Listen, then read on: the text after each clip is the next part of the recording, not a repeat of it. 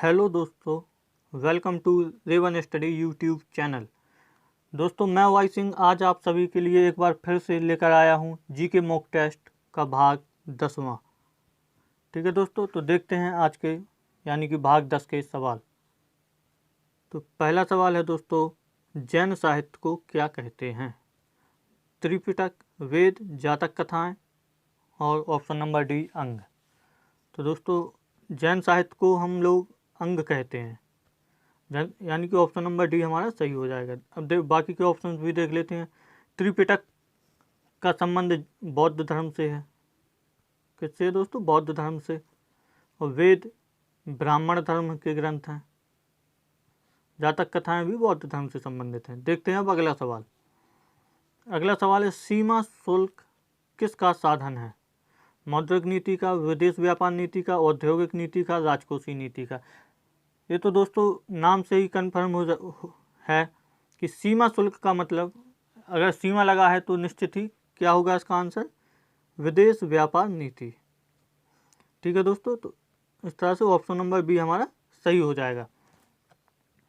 तो विदेश व्यापार नीति क्या है या सीमा शुल्क का मतलब क्या होता है? सीमा शुल्क का मतलब होता है कि जो भी वस्तुएं आयातित होती हैं या आयात होती हैं, किस वस्तुओं पर लगता है? आयातित वस्तुओं पर। ठीक है दोस्तों,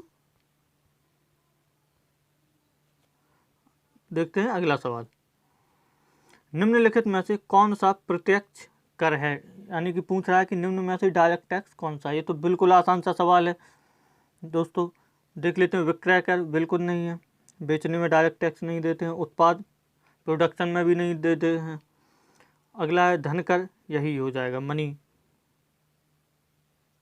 तो ऑप्शन नंबर सी हमारा सही हो जाएगा। ठीक है दोस्तों, देखते हैं अगला सवाल। संगम काल में रोमन व्यापार का केंद्र बताइए। पूछ रहा है संगम काल में जो रोमन व्यापारिक केंद्र थे या रोम वाले जो व्यापारिक केंद्र थे वो कहाँ पर था? निम्न में से मदुरै, अरिकमेडु, पंपुहर और मुसरी। तो दोस्तों इसका आंसर होगा मुसरी। अच्छा, मुसरी के अलावा भी 2-3 जगह और थे, जैसे टोंडी या टोंडी, बादर और अगला है वड़जी। ठीक है दोस्तों। अच्छा, मुसरी में ही रोमन व्यापारियों ने क्या बनवाया था? एक अगस्टम मंदिर। अगस्टम मंदिर कहाँ पे बनवाया था? मुसरी में। ठीक है दोस्तों, ये एक्स्ट्रा जानकारी भी नोट कर लेना आप लोग। तो उसका आंसर नंबर डी सही हो जाएगा। देखते हैं अगला सवाल। अगला सवाल है, लेडी विद द लैम्प के नाम से कौन विख्यात है? तो बहुत पुराना और अच्छा सवाल है। फ्लोरेंस नाइटिंगेल या नाइटिंगेल। तो ये फ्लोरेंस नाइटिंगेल कौन थी? ये ब्रिटेन की थी। कहाँ की थी दोस्तों? ब्रिटेन की थी। ब्रिटेन की समाज सुधारका या समाज सेविका कह लो।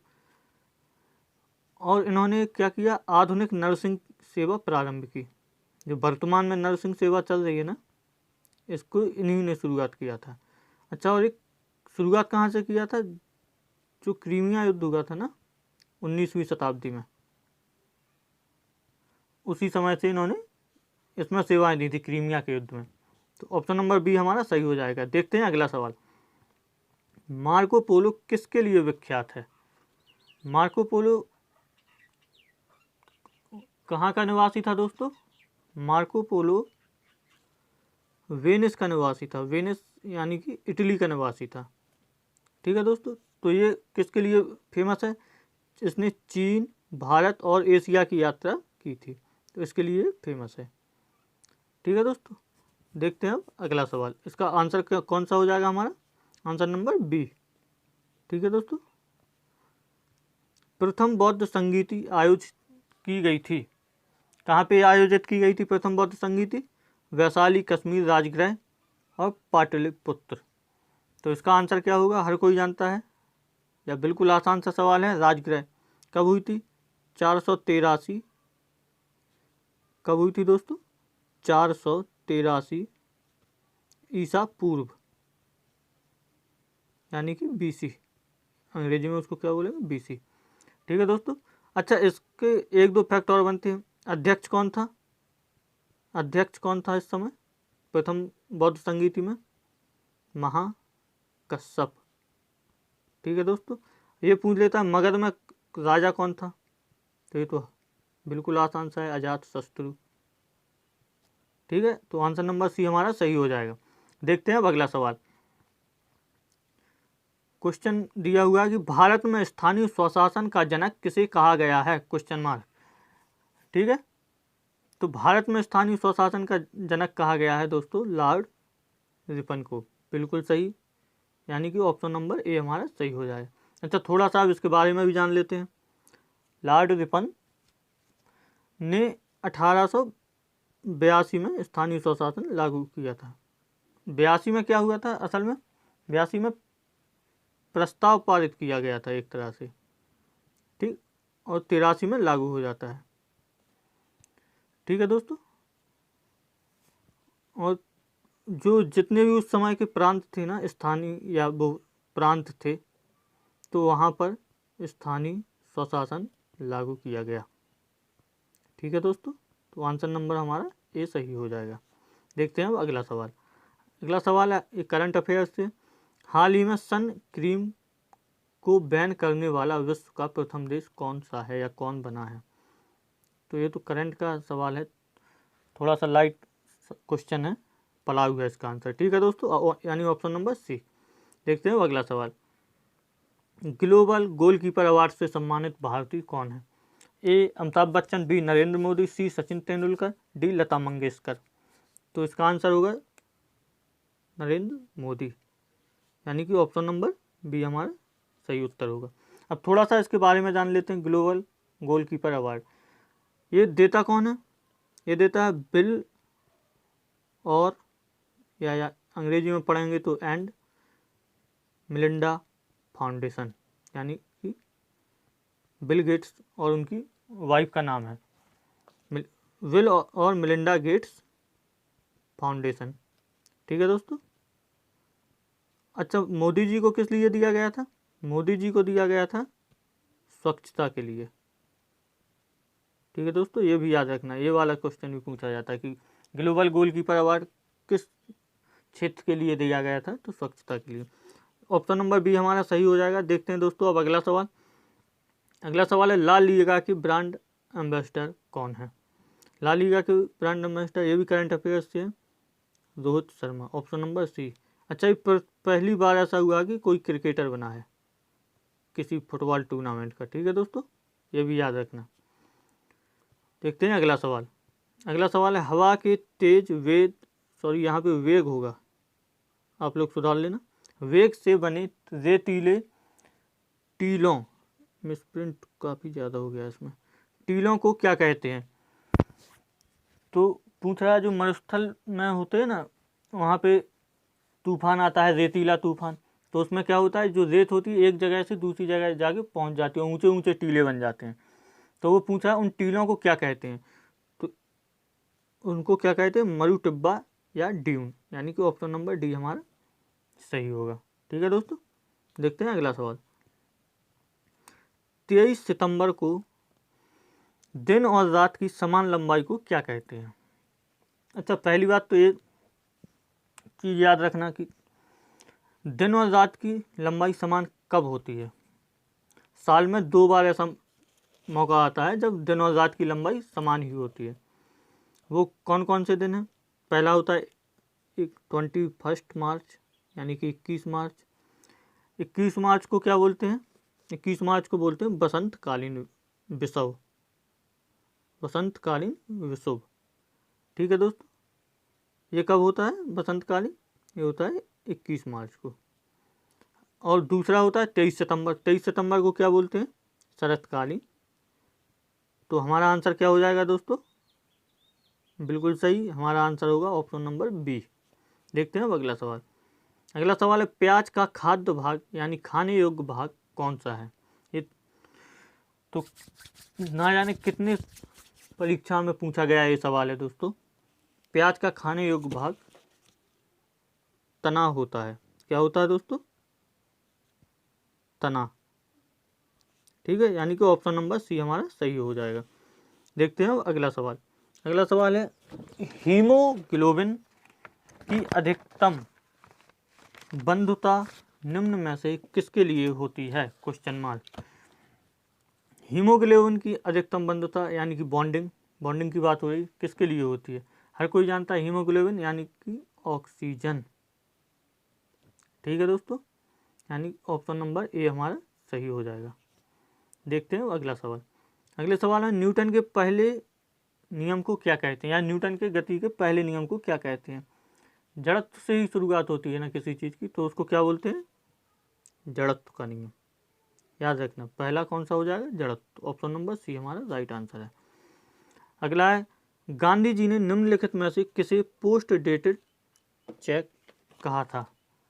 तो गांधी जी ने किसे कहा था पोस्ट डेटेड चेक? क्रिप्स प्रस्ताव को। और ये क्रिप्स प्रस्ताव कब आया था? 1942 यानी कि 1942 में। ठीक है दोस्तों, और इसके अध्यक्ष कौन थे? सर स्टैफोर्ड, लिख देता हूं मैं, स्टैफोर्ड क्रिप्स। ठीक है दोस्तों। अच्छा, ये आया क्यों था? ये भी एक समझने वाली बात है।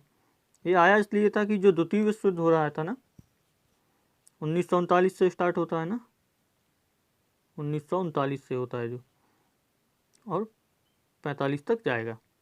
तो द्वितीय विश्व युद्ध में अंग्रेजों की तरफ से भारतीयों की पूर्ण सहायता के लिए, जो कि असफल हो जाता है। ठीक है दोस्तों, देखते हैं अब अगला सवाल, यानी कि इसका आंसर क्या हो जाएगा? हम ए, क्रिप्स प्रस्ताव। अगला सवाल है टीका या वैक्सीनेशन का आविष्कार किसने किया है? ये क्वेश्चन दोस्तों मैंने जानबूझ के डाला है, एक तो काफ़ी परीक्षा में भी आ चुका है, लेकिन इसका करंट से भी थोड़ा बहुत लेना देना है। वो भी कैसा लेना देना है? क्योंकि अभी क्या चल रहा है? कोविड-19 यानी कोरोना चल रहा है, तो उसकी वैक्सीन के लिए चर्चा चल रही है बराबर, सभी देश लगे हुए हैं जो मुख्य देश हैं, तो इसीलिए मैंने डाल दिया है ये सवाल। तो देखते हैं अब इसका आंसर क्या होगा। टीका की खोज की थी एडवर्ड जेनर ने। ठीक है दोस्तों। अच्छा, इन्होंने क्या बनाया था? चेचक का टीका। ठीक है दोस्तों, ऑप्शन नंबर बी हमारा राइट आंसर है। देखते हैं अब अगला सवाल। अगला सवाल है अंतरिक्ष में प्रथम उपग्रह छोड़ने वाला देश कौन सा है? पूछा अंतरिक्ष में सबसे पहला उपग्रह किस देश ने छोड़ा था या स्थापित किया? तो वो है यूएसएसआर यानी कि सोवियत संघ रूस। ठीक है। अच्छा, कब छोड़ा था? तो ये छोड़ा था 1957 में। अगर पूछा जाए कि इस उपग्रह का नाम क्या था, तो नाम भी आप लोग नोट कर लेना। इसका नाम था स्पुतनिक फर्स्ट या प्रथम। क्या नाम था दोस्तों? एक बार फिर से पूरा सवाल देख लेते हैं। अंतरिक्ष में प्रथम उपग्रह छोड़ने वाला देश कौन सा है? तो देश का नाम क्या है? सोवियत संघ रूस। कब छोड़ा था? 1957। और उपग्रह का नाम पूछे तो स्पुतनिक फर्स्ट। तो इस तरह से ऑप्शन नंबर बी हमारा राइट आंसर हो जाएगा। देखते हैं आज का अंतिम सवाल है डीएनए में पाई जाने वाली शर्करा। डीएनए में कौन सी शर्करा पाई जाती है? डीएनए में दोस्तों पेंटोस शर्करा पाई जाती है। ठीक है, तो ऑप्शन नंबर ए हमारा सही हो जाएगा। तो दोस्तों आज का भाग 10 के सवाल यहीं पे ख़त्म हुए हैं। देखते हैं अब कल का जवाब क्या हुआ। कल का सवाल था वोल्गा किस देश की नदी है? उसका आंसर है वोल्गा किस देश की नदी है दोस्तों? रूस की नदी है। अब याद आ रहा है ना, मैंने सवाल में बताया हुआ था गंगा वोल्गा संवाद। तो दोस्तों जो सवाल देता हूँ वो तो ठीक ही है, उसके साथ मैं क्या बोल रहा हूँ इस पर भी गौर किया करो। हो सके तो नोट कर लिया करो, क्योंकि नोट अगर आप एक बार कर लेंगे तो हमेशा के लिए आपकी ही हो जाएगी। कोई भी फैक्ट हो, कोई भी डेटा हो, इसी तरह से याद होता है और सरल भी हो जाती है चीज़। ठीक है दोस्तों, अब क्वेश्चन ऑफ द डे की तरफ चलते हैं। क्वेश्चन ऑफ द डे है बांग्लादेश के सबसे बड़े सैन्य अभ्यास का नाम बताइए। ये भी मैं पिछले वीडियो में बता चुका हूँ। मुझे क्लियर याद नहीं, लेकिन इतना ज़रूर याद है कि मैं बता चुका हूँ। तो इसका जवाब आप लोग जानते ही हैं, कमेंट करके दीजिए। अच्छा, और जवाब के साथ इसके बारे में आप लोग और क्या जानते हैं ये भी ज़रूर बताना। ठीक है दोस्तों, तो आज का वीडियो यहीं पे समाप्त होता है दोस्तों। अच्छा दोस्तों, अगर आप लोगों को वीडियो अच्छे लग रहे हैं तो प्लीज़ चैनल को लाइक कीजिए, सब्सक्राइब कीजिए और दोस्तों के साथ शेयर भी कीजिए, जिससे ज़्यादा से ज़्यादा लोगों तक हमारा रेवन स्टडी चैनल पहुँचे और उसका भी सभी लोग लाभ उठाएं। ठीक है दोस्तों, थैंक यू। मिलते हैं कल इसी समय 9 PM। धन्यवाद।